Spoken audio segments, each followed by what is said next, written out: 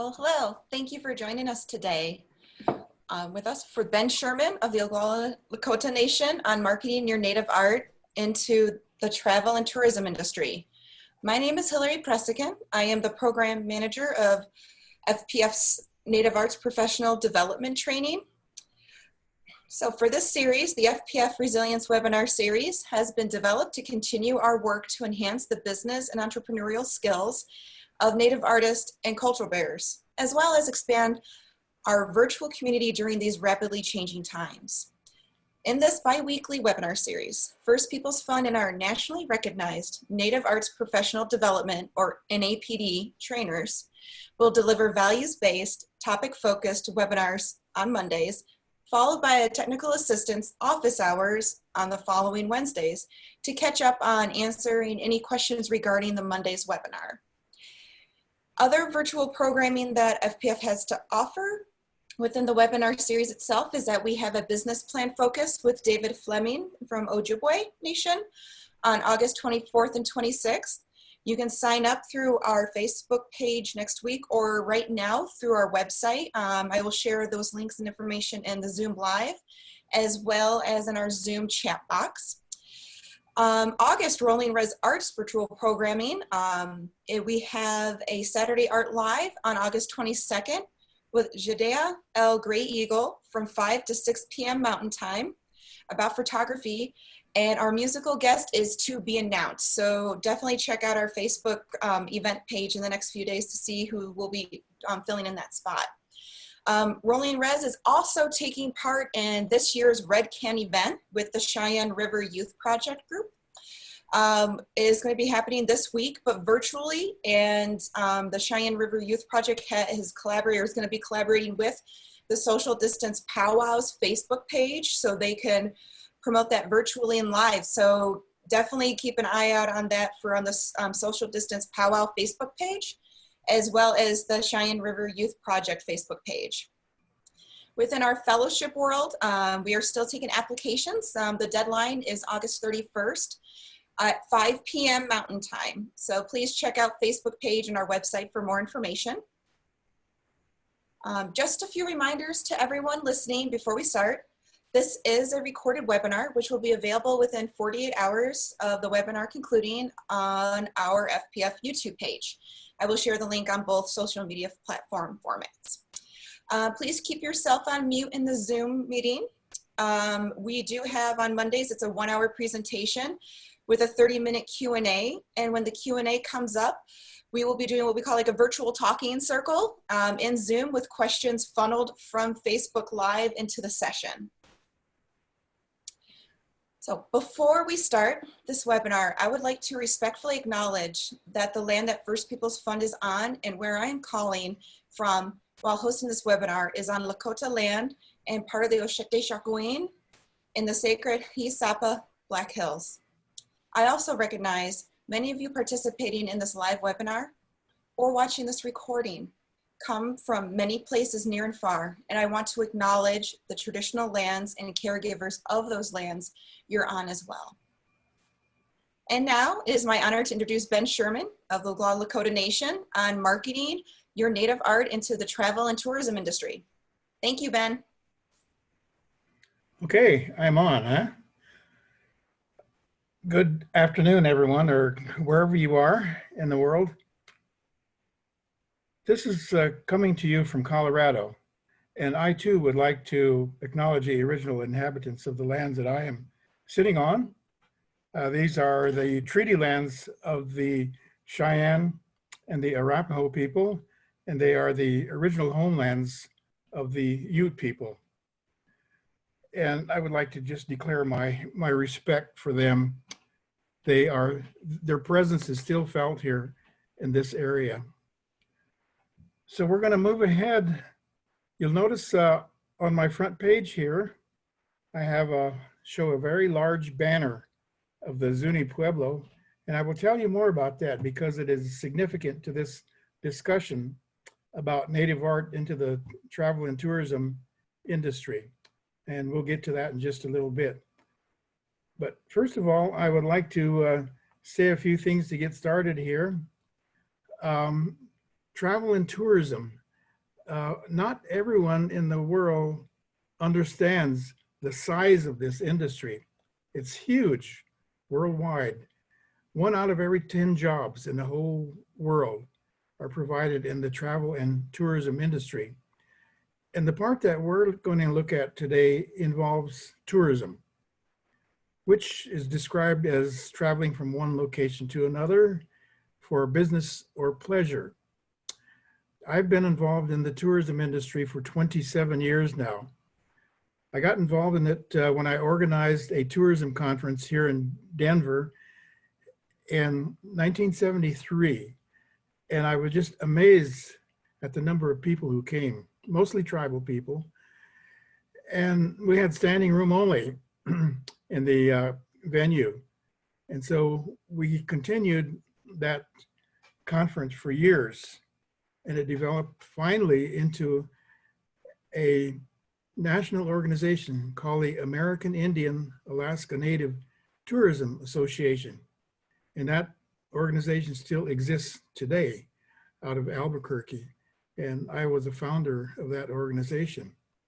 So I've worked in tourism in different capacities for a number of years, but primarily as an organizer of conferences, workshops, symposia, and more recently, since the year 2012, now for 8 years now, I helped found a international indigenous tourism organization with offices in New Zealand.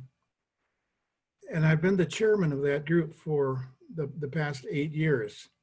So I've had an opportunity to travel the world looking at different kinds of indigenous tourism operations and meeting a whole lot of indigenous people. And I am here to tell you, after all my experience, that the arts plays a major role in tourism. And we don't always quite understand that, and we don't always quite take advantage of that. But if you think about it, international travelers, when they go to a destination, they are looking for something that is unique and interesting and educational and entertaining. And they want to be satisfied by what they see. And they very often want to take things away representing that visit. So they will purchase art or other products that they find in these different locations that they go to. Tourism is a pretty well established industry in the United States. People go to major locations regularly. They go to the big cities for one thing, New York City on the East Coast and Los Angeles on the West Coast and other places in between. And Denver is a, is a major tourism attraction also. They are guided in their travels through a whole network of travel agencies and other service organizations that assist them in getting to where they want to go. They have a very, very large selection that they can go to. And then there are these travelers who do not go on organized tours, but travel independently. And they go everywhere across the country. Independent travelers in their own vehicles or rental cars, by trains and airplanes. And so most of you know, excuse me a minute.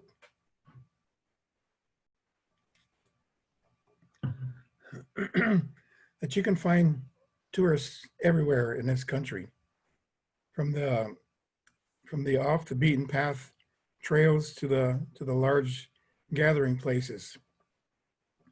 But in any case, they are generally looking for entertainment. They must also have, of course, transportation and accommodations and food, but entertainment is their big thing, or the experience of their vacation or holiday. And so those of you who have been involved in tourism activities, you know that we try very hard to satisfy the tourists that take the time to visit us. And we have both domestic tourists and we have the international tourists. Here in the United States, domestic tourism exceeds international tourism. But the international tourists they have more money to spend usually, and they also have a strong interest in Native American tourism. Of course, that applies for both domestic and international, but we find international travelers are generally fairly well educated about Native American culture and history before they ever get to our communities. Now, when we think about tourism, as artists, you think about tourism as it affects your own activities of marketing, selling art.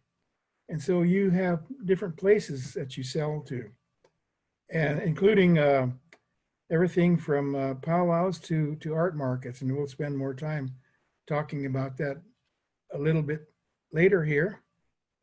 So we're going to move ahead and talk about some of the advantages of moving further into travel and tourism with your marketing efforts. Because I would say here that what you presently do as artists is just to touch a very small niche, a very small segment of tourism that exists in this country. And a whole lot more can be done. Of course, not right now, because international tourism is shut down completely, and domestic tourism is kind of struggling to come back this summer, but not doing very well. So it'll be a while before it comes back up. But the good thing about that is we have time to prepare if you would like to advance into other areas of tourism that you have not experienced in the past as artists in your marketing efforts. So by going into tourism, you can find ways, find locations for new sources of sales and income through tourism. You can expand your customer base and networks to new clients, new locations. You can increase the visibility of Native arts and culture overall in the tourism industry by being a participant. You might also know, and I put the note here, that tribal communities are gateways to many different attractions, and I'll tell you more about that a little bit later. You can develop new marketing and selling skills in the tourism industry. And in the industry, when you get away from home, further away from home, you can usually command higher prices than your local sales give you. And tourism serves many different art forms as well. And we talk about the visual, the performing, the culinary, and literary artists. Just about all art forms participate in the tourism industry. There are some disadvantages, of course, and it takes a considerable amount of time and resources by you to research and plan how you would like to be involved in the tourism industry. And then there are the expenses to participate in the various venues that you might choose to attend. And then more travel away from home and longer stays away from home. And then some of these venues, they do not have very good inclusive policies for including Native Americans and other people of color in their venue activities, whatever those experiences might be. So you may find yourself a trailblazer in some of these organizations and venues that you would like to attend. So those are a few disadvantages. And there are, of course, the dangers from the coronavirus right now, which has completely changed the arts and the tourism picture in the United States, as you know. And I mentioned that international tourism is shut down. That will be the case for quite a few months yet. The United States is greatest danger to the rest of the world right now because we have such high rates of infection. So other countries are likely not wanting to come to the United States for quite some time. And that will be the case. And of course, they don't want us in their countries either right now. So all of those international buyers, potential for them is pretty much gone for the year and possibly well into 2021. And some domestic tourism is trying to restart and not doing a great job of it in all locations. And I refer you to the Sturgis Motorcycle Rally, which is in the news every day this week because, 250,000 people are gathering in and around Sturgis, South Dakota, and the Black Hills and all those communities up there. And they are pretty much a maskless society of people, these motorcycle riders. And so we urge you to stay away from them as much as possible.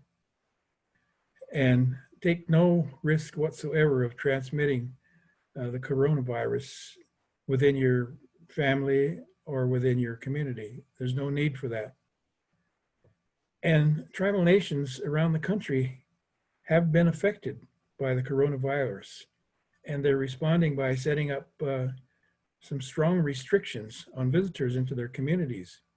And so we see that, and that has caused some controversy for people who want to go to the reservations or want to go through the reservations, but cannot because of the restrictions that have been set. So be very, very cautious of visitors in the United States who might be coming from these coronavirus hotspots that exist here and there in the country. And there are a lot of them, by the way. So protect everyone that surrounds you and be kind to your businesses and the agencies and the public service responders that are trying their best to help us through this crisis. Okay, I want to talk about some of the art shows that you probably know about already, and these are some of the art shows and festivals that we talk about in our Native American professional development trainings that we do. And so these are some of the larger ones that are generally Native controlled, not necessarily tribally controlled, but Native Americans working on the organizations, on the boards, and on the staff of people who offer these art shows and festivals. And so you know about them already, and many of you attend them and will attend them in the future. And some of them are now being presented virtually. The virtual markets, of course, is going on right now at the Santa Fe Indian Market. But here's the other ones, the Cherokee Nation Art Market. That is one that is controlled by a tribe, the Cherokee Nation. The Native Hawaiians, Northern Plains is a organization that represents a consortium of tribes in the Northern Plains region. Red Earth is in Oklahoma City, and that's a very large cultural festival that includes not only an art show, but a powwow and other activities. The same way with the Santa Fe Indian Market. And the Sea Alaska celebration is primarily artists from those nations up there, the Alaska Native people up there in the area of Juneau and beyond. So those are Native control. And what I'm trying to show you is art shows and who controls them. So I list here a few non-Native controlled art shows and festivals that sometimes you attend as well. The Longhouse is a college in the state of Washington. The Red Cloud Indian Art Show is the Catholic Church near Pine Ridge, South Dakota.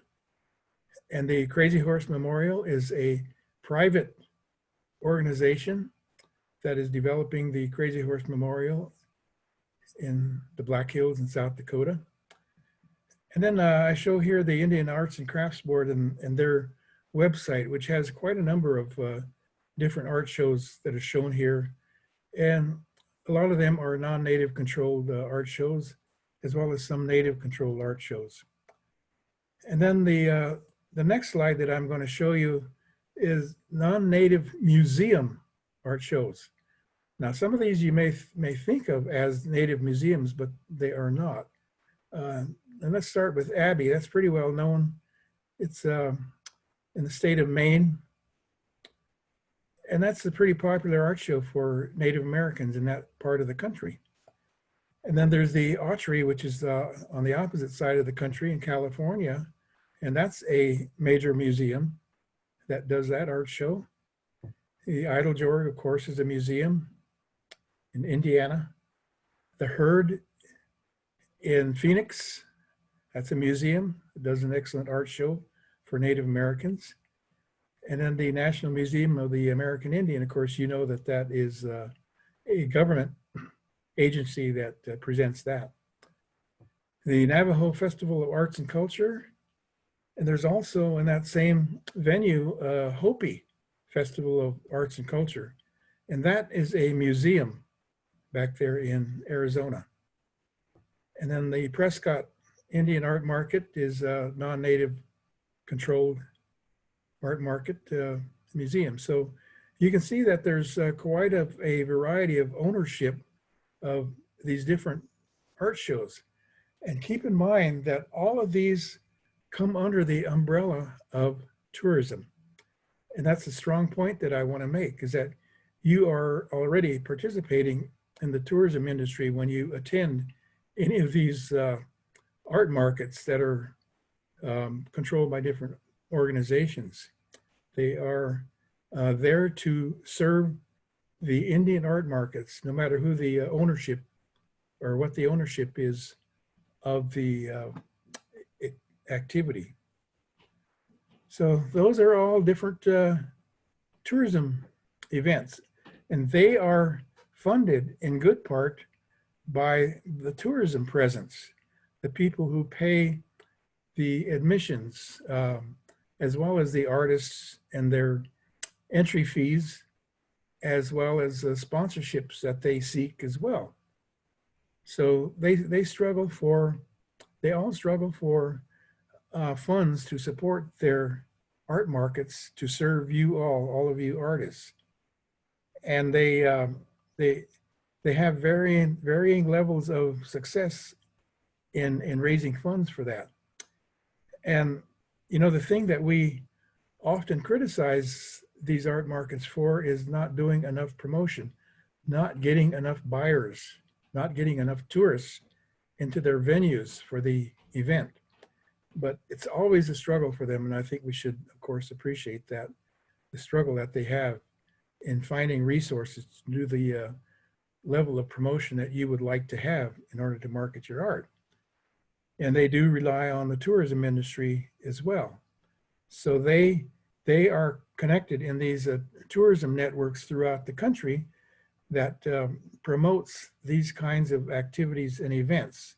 It's a large network of tourism that occurs throughout the country and throughout the world. And we are here now with our cover banner. And this is one that I really want to call to your attention, because the Zuni people have struggled with tourism for years and years. And they are finding ways of dealing with it, and they are good ways of dealing with it. I want to show you, you know, how they have developed art markets in their own community by encouraging tourism. They are 40 miles from Gallup, New Mexico, yeah,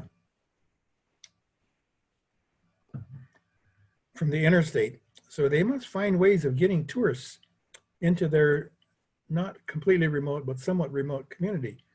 It's usually a destination that you have to decide that you're going to, because it's a 40-mile spur off the interstate at Gallup. So people don't get there just by accident. They have to make a decision to get there. So Zuni has sought ways of promoting tourism into their community. And they have had a tourism organization as part of the Zuni Pueblo for quite a number of years to attract tourists into Zuni. Zuni has a very high population of artists, probably more so than any other Native community in the United States. That's just my own guess, but it appears to be that way. More Zuni artists per family than any other place that I've ever noticed. And so the sale of arts is a big deal at Zuni, and it really supports a lot in their community. Excuse me a minute.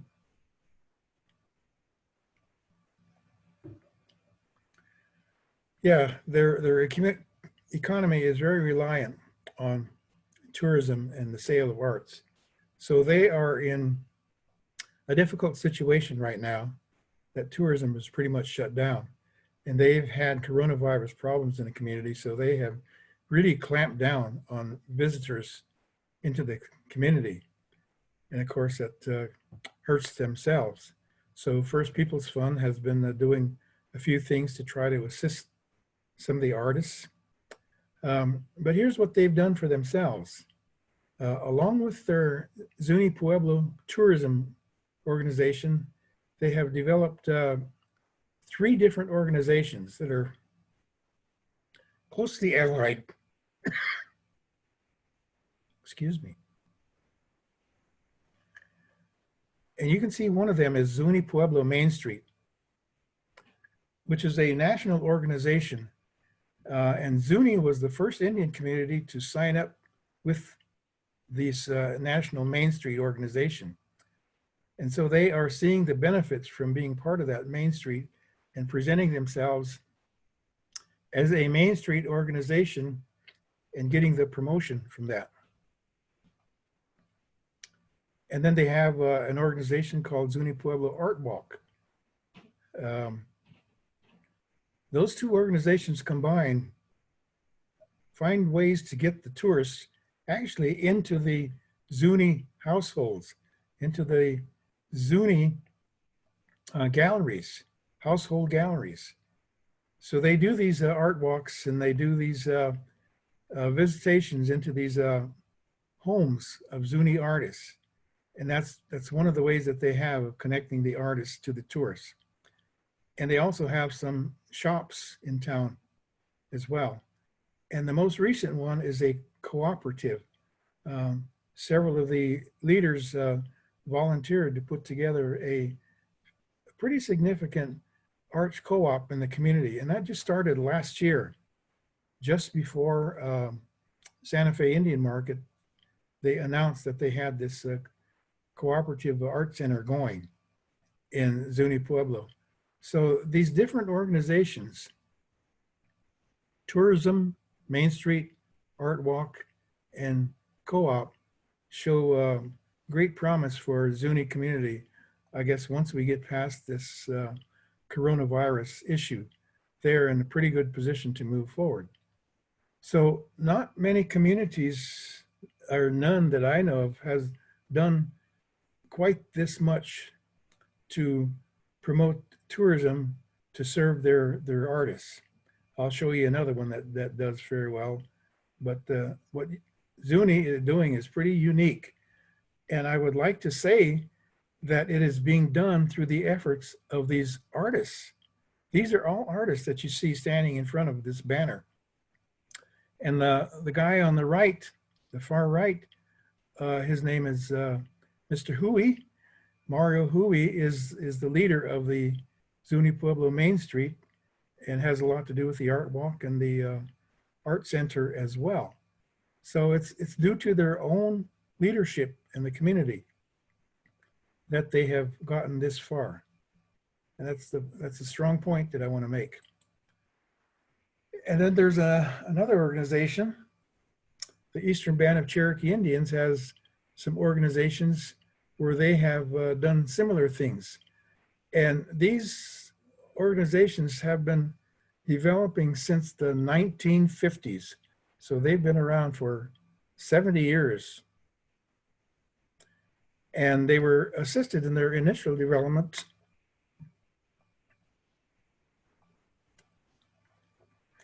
by the United States government.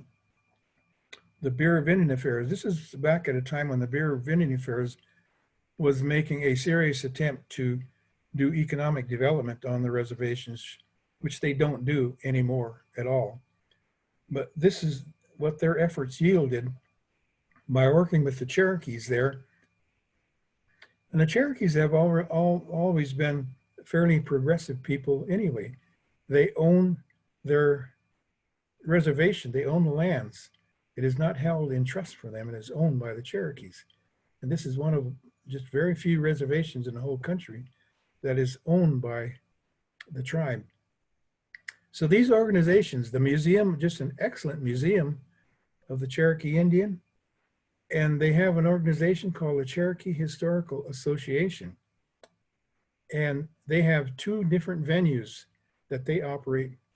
And one of them is a theater that presents Unto These Hills, which is the Cherokee story. And they run that through the summer. And then the other is a nearby venue, the Oglala Indian Village. And they have an old Indian village that they have put together that shows how they lived and how they made things in the past. And they also have a very nice gift shop attached to that where one can buy Cherokee arts. And then another major piece of their tourism effort is the Oglala Arts and Crafts Mutual, which is a cooperative of some 300 members of the Cherokee people who produce arts and sell it through this Arts and Crafts Mutual, which is an excellent retail outlet. It's one of the better retail outlets for Native arts that you can find in the entire country. And it's managed very carefully and managed very well to maintain a high quality appearance and art inventory there. So that's where a lot of Cherokee arts, and not only Cherokee arts, but they take other arts in as well for sale, other tribal arts. And they take them in, they buy the arts. They don't take them in on consignment, they buy them. And then there's the Cherokee Preservation Foundation, which supports these organizations. They raise funds and find ways of assisting these different organizations to keep them going, to keep them running. So that's Eastern Band of Cherokees, Indians, a very, very progressive way of creating artists' income from the tourism industry. And of course, they are hurting right now as well because of the coronavirus. But when the coronavirus starts to recede, these folks will be prepared to, again, get back into business. So that's community-based tribal tourism, integrated with the arts. Something to keep in mind in your own community as you're wondering how to develop arts into tourism. Here's the Oglala Indian Village shown here. People are doing some weaving. And then we have native themed tourism art venues. And I show you this one here. It's in Blackfeet Reservation, just outside of Browning. And this man in the photograph is Daryl Norman. And he's kind of an elder in the First Peoples Fund family, a former Jennifer Easton Community Spirit awardee, and still very active in arts and tourism. And he has a teepee village out there with about 12 teepees or so, and restroom and shower facilities. And then he has a gallery in his facility. And at one time he was feeding people, but he stopped that. It was just too much work for him. But he still does cultural presentations, looks after his guests, but his guests, many of them come to him pre-booked through TripAdvisor and other platforms. So very often he doesn't even know the people who are coming to him anymore. especially those from international destinations. They just show up, and sometimes he doesn't even see them. They come late at night, they go to their teepee, spend the night, and then they get up early and leave the next morning and go on their travels. But he would like to be able to see them and talk to them and engage them because of his gallery there. He and his wife, Angelica, produce the art for their own gallery, and they also take some art in on consignment from other Blackfeet artists. So in general, it's a fairly good operation that has just been developed and run through a little bit of grit, you know, and get up and go by Daryl Norman. And he's well into the 70s now, but still going strong. So this is a native themed tourism art venue. And then, of course, there are traditional powwows, which are a tourism activity as well, a tourism experience. And I show this one. It's a smaller community powwow. It takes place up on the Blood Reservation up in Canada. And this came to my attention because our own John Pepion created the poster for it. But it's a small community-based powwow, but nevertheless, it supports a certain amount of arts, and it is part of the tourism industry up in that part of the world. Powwows come in all sizes and flavors and management. And I'll show you a couple more as we go along here.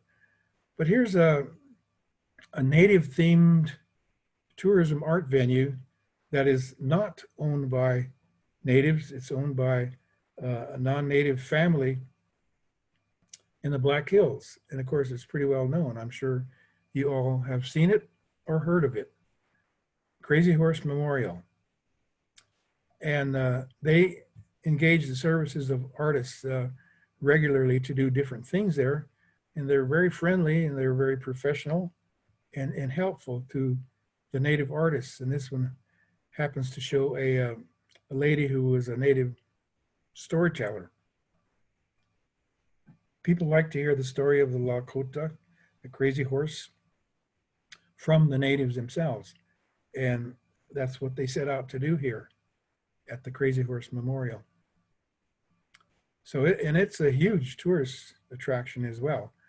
And it runs pretty much throughout the year. I'm not sure that they may shut down some of the worst days of winter, but they keep it going year round. But of course, in the summertime, it's a huge attraction. And this is one of our own First Peoples Fund artists who just within the last 3-4 weeks was up at Crazy Horse Memorial for a bit of a residency up there, presented his art up there and his story. And he also demonstrated his art making while he was there too, as Robert usually does, Robert Martinez. Most of you know him or know of him. He's a First Peoples Fund Fellow, as well as he's a trainer for the Native American Professional Development courses, Robert Martinez. Here's a native tourism art venue. This is the Red Nations Festival in Oklahoma City, and it too is a huge tourism event. It includes art show, powwow, food, other activities that attracts large crowds into Oklahoma City.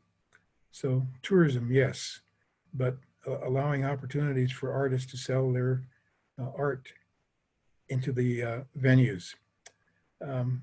They do a very good job of promoting it, and they are building a huge cultural center in Oklahoma City that could very likely absorb this Red Nations Festival. Here's a poster for Red Earth Festival, and it is not owned by any particular tribe, but by a group of people who come from different tribes, generally in Oklahoma. And here's our Robert Martinez again at another non-native themed tourism art venue. And this is at the Buffalo Bill Center in Cody, Wyoming. I say Western Art Week on there, but that is mislabeled. That is wrong. And of course, you know Robert Martinez, that's with his back to you. And he spent a short time there within the past 3-4 weeks as well. Just after he returned from Crazy Horse, I believe, he went to Cody and had a short residency there. Took his art there for the demonstration and presentations and sales. So he's been fairly busy in the tourism business lately. Here's a non-native themed tourism art venue in Cheyenne, Wyoming. This is part of the Cheyenne Frontier Days. And you won't see this until next year because of the coronavirus, but they have a fairly significant Indian village as part of the Frontier Days. And you see a lot of people there. It's a huge attraction. It's one of the top rodeos in the whole country. And they have an Indian village there that features arts and crafts around the perimeter of this circular dance grounds right here for artists to set up and sell their art through the duration of the Frontier Days, which lasts about 12 days, I think, 12 or 14 days. So it's a significant opportunity to meet a lot of tourists and sell art there.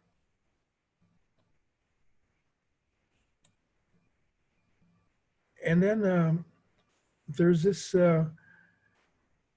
it's called Western Art Week in Great Falls, Montana. And it too is a huge event with many venues. Quite a few hotels participate, as well as a big fairgrounds there in Great Falls. So it's a multi-venue event. And Native artists are valued there, and they go there regularly. And when we went last year, we saw quite a few Native artists. And then the First Peoples Fund sponsored a celebration of Native Plains artists during Western Art Week up there for 3 days. And that was a fairly significant event with about, I would say 12 or 15 Native artists, some of them Blackfeet, some of them from other tribes. Daryl Norman was there with his art. And so it's a good deal for Native artists to present their art. And there is a lot of other art presented, Western art. And so it attracts people from all over the country and from international locations as well.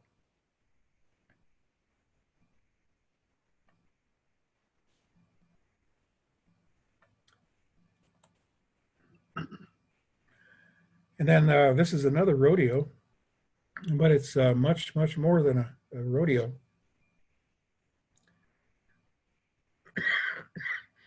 The National Western Stock Show in Denver. And they have art shows there as well. And there is very little Native American participation, very little to none in this show. Although it's a big tourism attraction, and there would be good opportunities for Native American art sales there, as there are up in Great Falls, Montana, that we showed you. But for some reason, the Native artists don't attend this one, and I'm not quite sure why that's the case. Okay, it's not new that the Native artists sell into tourism markets. This has been going on for a long, long time. This picture shows Teresa Secord and her family.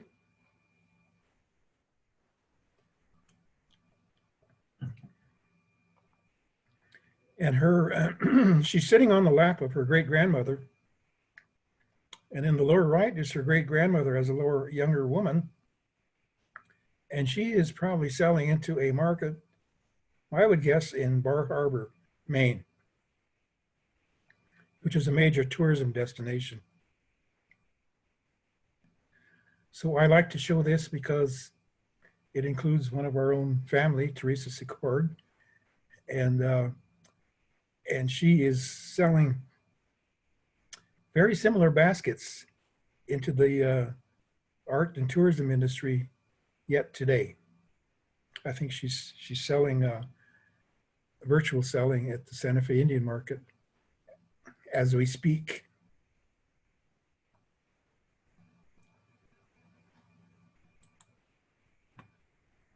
The National Park Service,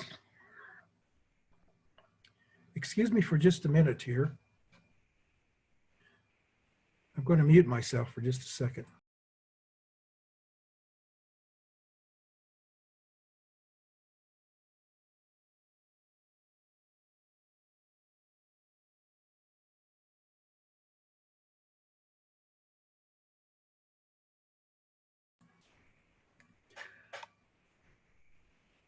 I'd like to excuse myself. I've had this recurring cough for years. I do not have coronavirus, so no worry about that. But I wanted to mention National Park Service locations because they are huge tourism attractions in the country, and they go from coast to coast. I mentioned Bar Harbor, Maine. They are a gateway community to the National Park Service location back there in Maine, called the Arcadia, I believe it is, National Park. And these national parks throughout the country attract tourists in great numbers. And out here in the West, that's quite the case because the parks are big and they are hugely attractive. And I list some of them here. Glacier Park, there are the Blackfeet tribe at Browning is a gateway community to Glacier Park. Yosemite has different native communities that are gateway to Yosemite. The Ute tribes and the Navajo and the Pueblos are gateway communities to Mesa Verde. Several Washington tribes are gateway communities to Olympic National Park. And the same with Yellowstone in Wyoming and Montana. And in the Grand Canyon, several different tribes are gateway communities to that huge attraction as well.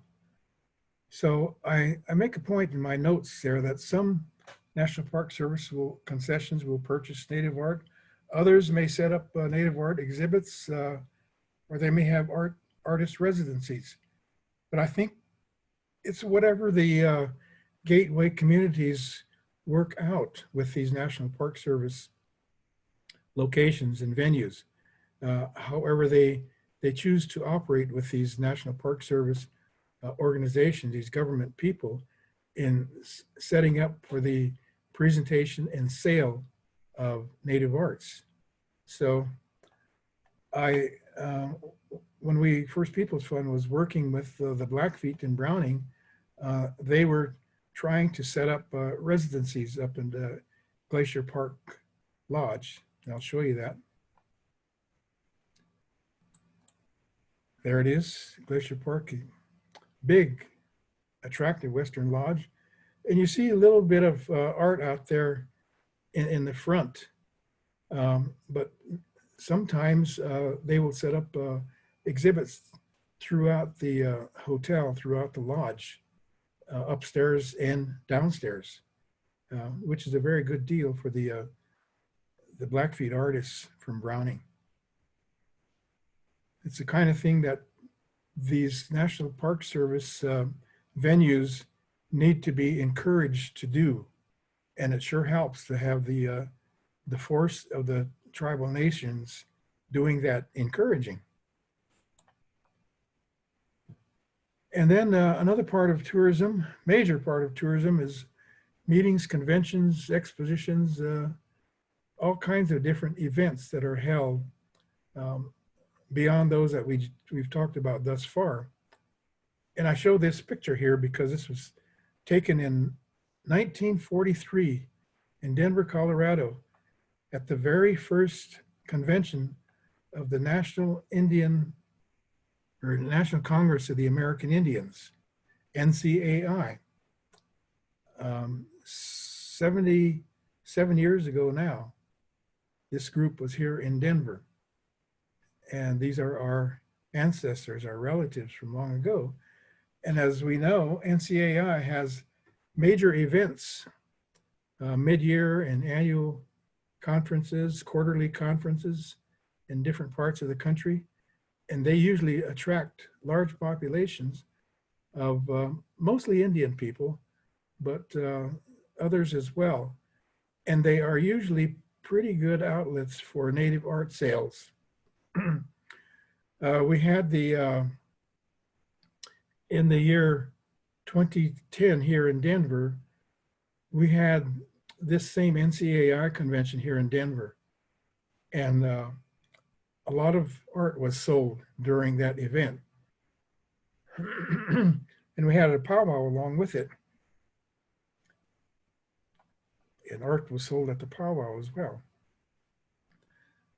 So keep in mind meetings, conventions, expositions of all kinds. At one time, I was attending some of these meetings across the country for various reasons. And they would have their art exhibits set up, and I would see people from different parts of the country showing up, traveling long distances to get to these events, all the way across the country. I see some Navajo ladies, traveling all the way from Arizona to Washington, D.C. to sell at these events. So we're kind of winding down now, and we're going to go through some more information 2 days from now. We're going to conduct another event that Hillary will tell you about. But here's some advice that I came up with, just a few points. When you're in the tourism business and you're going out regularly to distant places, you plan and book your travels in a way to minimize time away from home and thereby minimize traffic costs. But if you're really into the tourism business, you're traveling a lot. So, you have to be conscious of costs, on the road costs. And one of the ways that some people do it is by sharing costs with a small group of artists. And here's a little collective that we have going with some of our First Peoples Fund family, John Pepion, Robert Martinez, and Ben Peace. They get together and go to different places occasionally together. It's one way to do it. And then for you as an artist, if you're going to advance in the tourism industry, you do have to decide how much resources you can afford to invest in research and preparing for those opportunities that may exist out there. How far and how often you want to travel. And as we just said, enlist the support of other artists, if that's going to help you. And you may want a traveling assistant as well. It helps a lot if your budget can afford that. And then seek some funding from other locations, including from your own tribal nation. And learn from other artists who are heavily immersed into the tourism industry, who have the same or similar experiences. So it's going to take some research to learn all that, but you can do it if you have the will to really get out and expand yourself.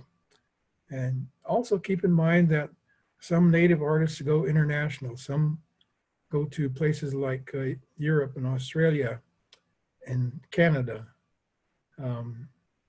Some have been getting out there for years on the international scene as well. So that's not out of the question as well. So that pretty much concludes my presentation for today, and I'll be back with you on Wednesday. But I am prepared to answer any questions that we may have, Hillary, at this point. Oh, okay, great. Thanks, Ben. We do have 4 people that I will right now move from attendees to the virtual group circle to talk to you directly. But in the meantime, I do know that one of the questions that was sent in was by an Alaskan native, Amelia Topcock. She asked, how does one approach existing businesses, i.e. tourist shops, airport shops, etc., and convince them of your products? How do you handle mass production without infringing upon child labor or labor inequality? Let me answer the second one first. How do you handle mass production? Who is doing the mass production? Is it you, the artist? I have found that most artists that I know attempt to avoid mass production. It doesn't go well with their creative spirit to produce the same thing time after time after time. So if if a gallery or a shop wants you to produce a whole bunch of the same thing, you, the artist, you have to make a decision on whether or not you want to go through that process of producing the very same item over and over and over again. So that's the first decision that you have to make, is whether or not to do that. Many of those shops would be satisfied if you were to produce similar but not identical items, at perhaps the same size, perhaps the same weight, and perhaps the same cost, but different, so that you can have at least a little bit of variation in your work. As to introducing yourself to galleries and shops and other places that might carry your art, that have never carried native art before, that's going to require a whole approach where you present not only your art, but you have to present information about your own culture, yourself, the importance, the significance of your art and your culture. So it's kind of a whole body presentation to a gallery or a shop that is not familiar with you or might not be familiar with native art. It's something, of course, that we talk about in the Native Artist Professional Development courses that we offer. And I think that by going to the resources in the First Peoples Fund website, you can find some information about just how to do that, how to present yourself. Okay?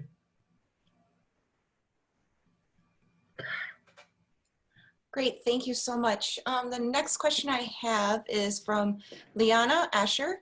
What are your personal experiences, both pro and con, on this topic, Ben? I find that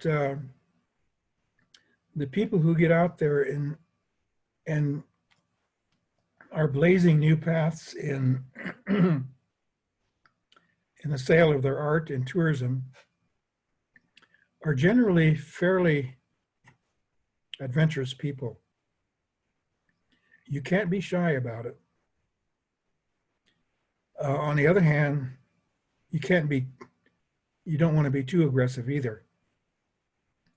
But you want to be unafraid to present yourself and your art into these new venues that you've never been to before, or perhaps they have never even seen a Native American artist present to them before. So getting out in tourism is quite an adventure, but keep in mind that you have something to offer that no one else has to offer. Your art is unique. You yourself are unique. Your tribal culture is is unique and interesting. So you have a lot to offer. And don't be afraid to present it. A lot of these venue organizers and owners, they may not think they have time for you, so you will have to be somewhat persistent in trying to get in there. And that's one of the reasons I also mentioned that it helps to have the support of your tribal nation, the influence of your tribal nation in making an entry into a new venue. Let's say if it's a National Park Service venue. These National Park Service organizations have had to deal with tribal organizations who often feel that the National Park Service is not serving them adequately. It's just that people get so busy in their jobs with their existing jobs that they fail to look at new opportunities. And you, the artist, might be a new opportunity that they would eventually be happy that they dealt with because of what you have to offer. So be unafraid, be bold, but not too bold, because you want to present yourself in a friendly but forthright manner to these organizations around the world or around the country. So that's about all I can offer for now without anything more specific. Okay, great. Gus just asked a quick question, and he says, what would be the average cost setup of a virtual tour presentation? A virtual tour presentation. Well, in your case, Gus, I think you can do it. You know, you have adequate photography. You have your own pitch. You have, you know, your own story or stories. So I think you can do it with relatively low cost. Most of the cost is going to involve, you know, just paying for your internet and your laptop and your cameras and whatever it takes to set up your presentation. So I think you have a lot of the materials right now, Gus, if you've got the cameras and the laptop and the internet, which you may have because of the business that you're in. So I would encourage you, Gus, to just go ahead and set yourself up and start making some virtual presentations on these different websites and platforms that have been set up for just that purpose. So good luck with that, Gus. And I'll also add to what Ben was saying, just because of how FPF and the Native Arts Professional Development Program is looking into virtual options as well, is that you also need to bring in the cost of the platform that you're going to be using. Maybe if you're just going to start with Facebook Live, there really is no cost to that, but adding some money to like 30 to 40 bucks to boost your event so it goes to a wider audience, that would be really smart. As well as, it looks like you also asked, Gus, what can I charge people? That really is kind of going to be, that's something that, you know, I think all of us are learning right now because we're becoming such a big part of this virtual world due to the pandemic. But I found some articles which have your contact information I can share with you too, of like some places or some organizations charge $1, like cheapest like $1.09 per minute of use of their platform or for a presentation, up to almost $2 a minute, just depending on the topic, the person, and what you're covering. But really just kind of just doing like a Google search is what really helped me too. So Ben, I don't know if you had anything to cover on that for what can I charge somebody for a virtual? Yeah, I don't have any knowledge of that. I've never done that kind of thing, and I've never handled subscriptions either. So I'm just not sure about those kind of costs. Gotcha.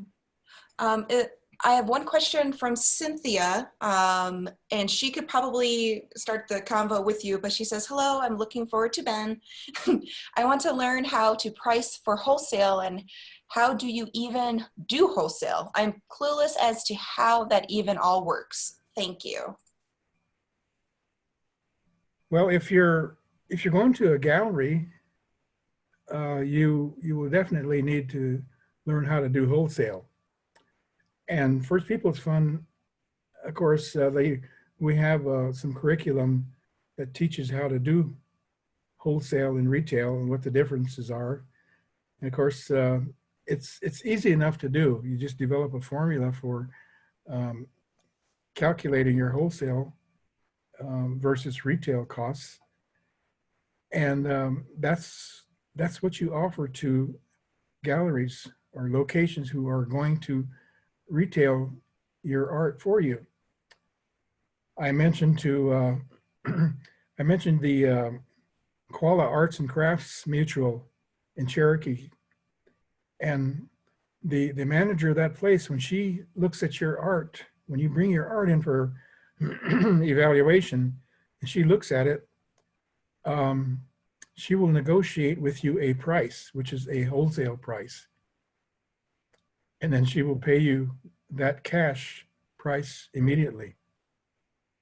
So that's how you get to know wholesale. Now if you're selling it on a commission basis, if you're presenting it to a gallery on a commission basis, then you will not get your money until the art is sold. But in the case of the Oglala Arts and Crafts, they just happen to pay cash whenever they take the art in. So that's important to you as well.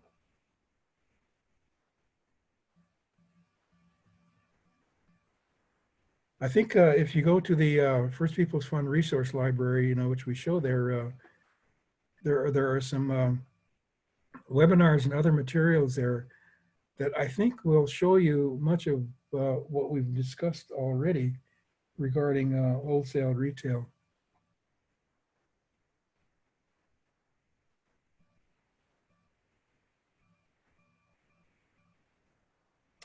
Any more? Oh, yes. This is from Rosetta, and Rosetta, feel free to chime in on Zoom if you'd like, but I'm just going to read what she shared to the whole group. The Arizona Office of Tribal Tourism has been trying to get Native American artists to participate in the tourism centers for quite some time now, with minimal interest. It seems the local artists are comfortable with their roadside stands. The general public still needs to be educated, and we depend on artists to be the storyteller in these environments. Yes, I understand what the situation is in Arizona. People are interested in just doing their own thing and not becoming part of the Arizona Office of Tourism system. People would rather have perhaps roadside stands than to get into organized tourism. But if you're serious about getting into tourism, you do have to get into the organized tourism. I feel strongly that native artists need to understand what that system is, because it's a very organized system worldwide about entering into the tourism industry, and becoming a part of it has a lot of benefits. But you lose a certain amount of that freedom and flexibility. You have to do things other people's ways now and then. And that's probably what Rosetta is seeing there in Arizona.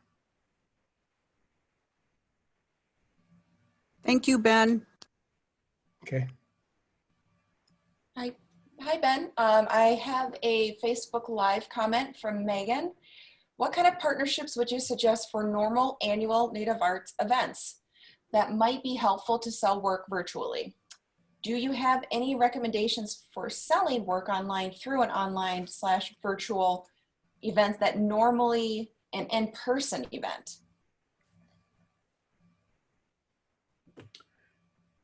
What was the first part of that question again, Hillary? Oh, sure. What kind of partnerships would you suggest for normal annual Native Art events that might be helpful to sell work virtually?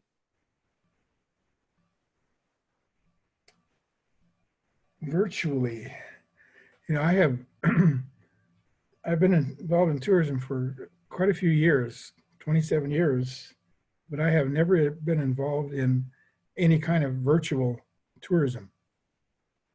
So I'm really not that familiar with how the tour operators who sell virtual tourism would do it, whether they would sell by a membership or subscription, or how would you make income from virtual tourism that way? And the answer is I don't know. I know how to develop partnerships for live tourism. Been doing that for all these years, but virtual, I'm sorry, Megan, but I just can't help you with that. Yeah, and I think your second one is, do you have any recommendations for selling work online through online virtual events? Yeah. So that pretty much is kind of what you're saying right now too, Ben. And just to also add on to what Ben said, just from my personal experience and learning, I mean, this pandemic has really made a lot of in-person art markets, indigenously run or not, really pivot to a virtual platform just for an income, let alone for the organization, but the artists themselves. So this is something that I think all of us are still learning and growing from. And I think it's going to be more defined as time goes on. And it could become an annual thing, or it could just be a metaphorical Band-Aid until we can go in person again. But I would just recommend that you would watch the recording. It should be up on our YouTube page in the next 24, 48 hours. In the beginning, Ben gave an amazing list of art markets that are going virtual, or the regular, the annual ones that are quite popular or dominant with sales. And go from there and just start building those relationships through emails, sign up for subscriptions to their organization, and maybe even like their Facebook group and social media. And that would be a really great way to start putting your foot in the virtual door, so to speak. It looks like Cynthia also shared, great thanks, a few virtual events happening rely on you to be set up with your own selling platform, like Etsy. And I think I've seen that with Swaya and other events, if I'm correct, excuse me. Yes, we have to make the distinction between selling products virtually and selling experiences virtually. Think about the performing arts. We think about the performers that we have in First Peoples Fund. And what are they doing? We see them online quite a bit with their performances. They're just going on Facebook, and doing a performance. And it looks to be a free performance that they're just doing out there. But I really don't know how you might expect to create some revenue from selling an experience online versus a product online. Haven't studied that, but I'm going to talk to some of our First Peoples Fund fellows to see what they are doing, see what their thoughts are. I'm sure they've given it a lot of thought, and some are probably doing things to try to sell their performances online. But if you think about a tourism experience, which could be storytelling, a cultural experience, a dance performance, those are all very appropriate for presenting virtually. So how do we sell them? How do we ask for revenue and make money?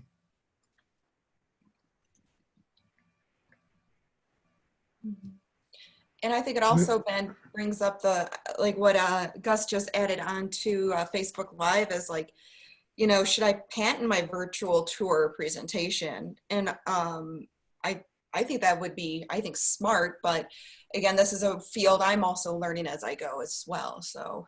Mm-hmm. Yeah. Well, I think what the last few minutes of our conversation have shown us is that we have a lot to learn about how to present our art virtually and derive some income from it, especially those that are experiences, presenting a live experience, a live performance. And Hillary, I think we need to talk to people like Wade and Al and those who are really into performing arts to find out what they have discovered thus far. Yeah, I totally agree, Ben. And also, if people want to check it out, I'll add it to Facebook Live as well as our Zoom. Is that the last webinar series we had was with James Pagodas, a really amazing Indigenous performing artist. And he gave some really great tips and advice in that world that might be able to lead some of the people that are asking these questions down the right path, so to speak, virtual path on next steps with their art form or their tribal tourism business. Right. And I guess as a side note too, Gus did share that here in South Dakota, we created a tourism alliance with the Oshepte-Shakoween, which is 7 council fires, and with North Dakota as well, and the state of South Dakota, which I think you're aware of that, Ben. Yeah. Yep. Yep. You know, Gus, the travelers are starting to show up, but I don't know if they're being allowed on the reservations yet. But I've been told by people on the phone that tourists are showing up all over the place in the Dakotas and in Montana and Wyoming. And I'm not sure what they're getting a look at, but, you know, just driving around sightseeing, that's one thing, but stopping and seeing people and talking to people and doing it in a safe way, that's a whole different matter. We don't need any Sturgis rally things going around this country, you know.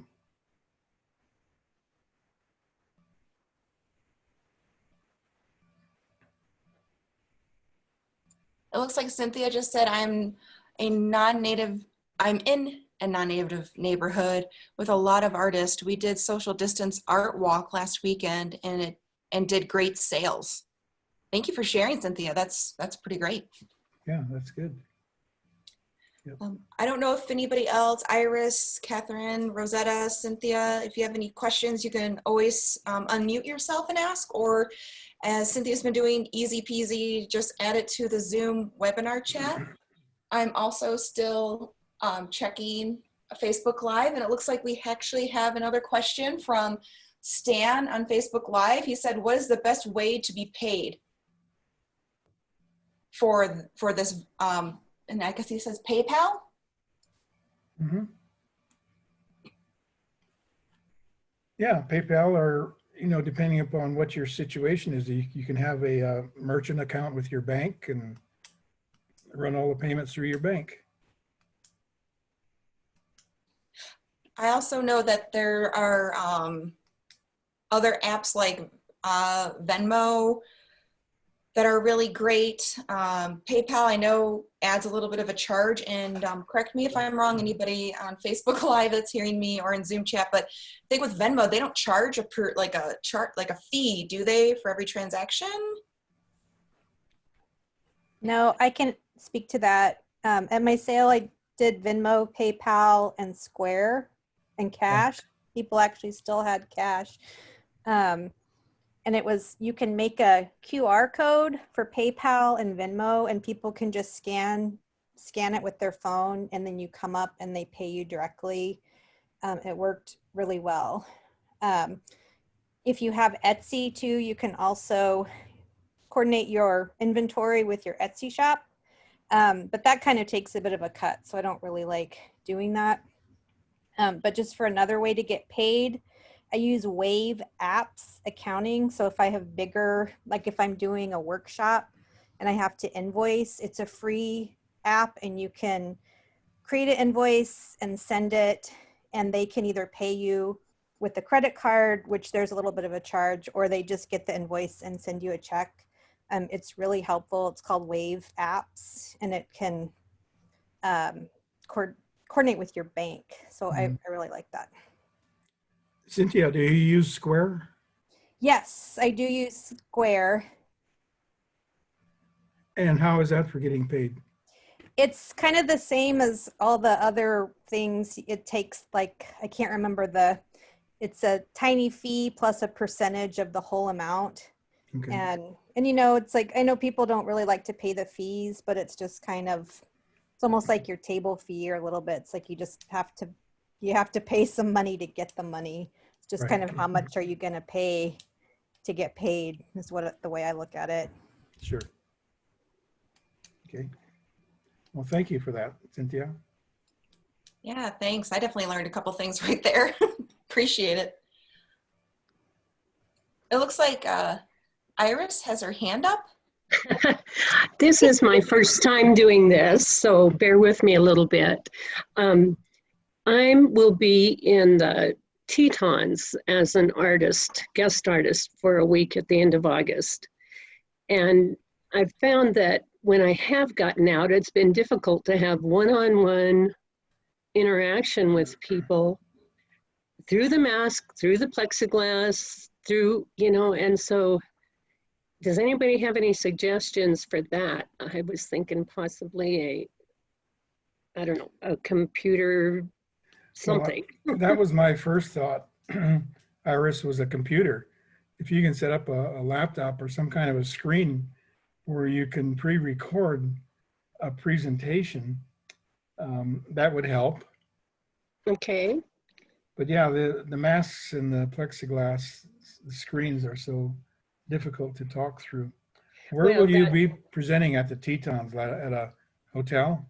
No, at the Historical Center in the Grand Teton our visitor center. Okay. So, and they've always treated us really well as artists, and it's been hard this year for them to even put it together and make it work. So I'm just trying to come up with good ideas for presentations because they like to have you sitting there beating and stuff or doing whatever you do. And that's a little tough to do when people can't get close to you. Yeah. Well, I sure would like to see you make that work, because that's the kind of thing, you know, that I was talking about, that we need to find ways to keep up those relationships with these Park Service people, and those that are willing to work with you and that are kind, as you mentioned. We need to really work closely with them and keep them as good partners. So Iris, I can Yes. speak to that. I've done a few presentations where the camera setup it's like pointed at your hands and projected on a screen. And so Okay. that really can help with social distancing. But I did that one time. I don't know if they have state fairs where you are and they have the mirror and they can see it. And it was a camera like that. But I didn't realize, you know, what I was saying is left was their right. And so just make sure you have the Oh, that's a coordinated, good but it's point. like what Right. you're seeing is what they're seeing. You can message me later. I'm not in my studio right now, but I can show you the setup I have and the app that I just use my own phone as a camera. But yeah, just message me later and I can walk you through it. Oh, I'll thank put you my so name- much. I'll put my name and the email in the chat. Thank you so much. And thank you, Ben, for being here, and to the Native Funds. Sure. Hey, you're welcome, Iris. And also, if you wanted to see some examples of what Cynthia was sharing, we do have them on our Facebook page under videos. Rolling Res Arts has been the one, Brian Parker, who manages that program, is called On the Virtual Road with Rolling Res Arts. And he's starting to work quite regularly with artists like Cynthia to do that type of thing where the artist is making a piece, and in one screen you see the artist talking, and the other screen you see them actually doing the bead work, and it's really neat to watch. So thank you for sharing that, Cynthia. Oh, thank you very much.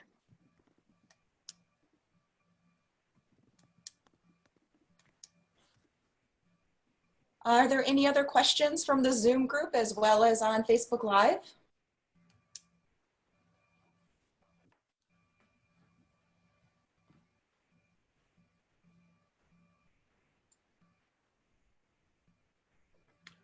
It looks like, Ben, it looks like there's nothing question-wise going on Facebook Live. And in the Zoom webinar chat, it's quiet. So I think that's about it for today's webinar series. I did share on Facebook Live and on the webinar chat Wednesday's virtual office hour for people to register. So if they think of any questions that they forgot to ask, we will be here Wednesday at 3 o'clock Mountain Time until 4 o'clock Mountain Time. As Ben was able to share, my contact information is along with the resource library and the Awesome Establishing a Native Art Market Best Practices with Teresa Secord is there. Some really great information, so don't hesitate to reach out and check out what FPF has to offer. I am, again, thrilled to have Ben here sharing his knowledge with the rest of our Indigenous community members, and excited to see what else we're going to be diving into on Wednesday. So Ben, again, thank you for your time. Thank you everybody that came in on Zoom, and for the community we have out in the virtual world on Facebook Live. Thank you for supporting us and taking part in this awesome webinar. We hope to see you on Wednesday. Thank you. Thank you, everybody.